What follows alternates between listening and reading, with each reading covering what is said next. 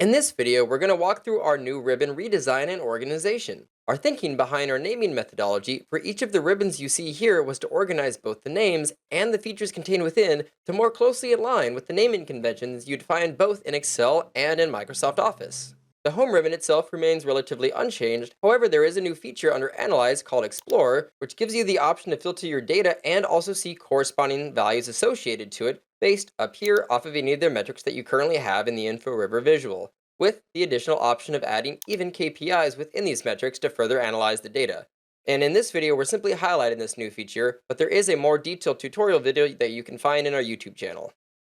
For the other ribbons, we have a new one called Insert, which contains all of the items that you can add into the Inforiver visual as far as formulas, columns, rows, or anything in between. Additionally, we moved the row and column group feature from the home ribbon to here, since it's a visual level insertion. Plus the options over here on the right to configure variance comparisons or even look at the audit log for any changes made into the visual. Continuing along, the Design tab has all of the options available for the header and footer design, as well as any themes that you might have for the enterprise organization if you're using Active Directory, all the configurations as well for the design of the pages, including the breaks, whether or not you show one or multiple pages, and the option to even open up and configure the Reports Plus options for more of the paginated report experience. And last but not least, the last tab up here for Export is related to everything related to exporting and scheduling, including all configurations for exporting your PDF report, exporting your data to Excel, or copying to clipboard. If you have the Enterprise Edition, all of the export options to be able to write back to multiple different data sources, including flat files or relational databases,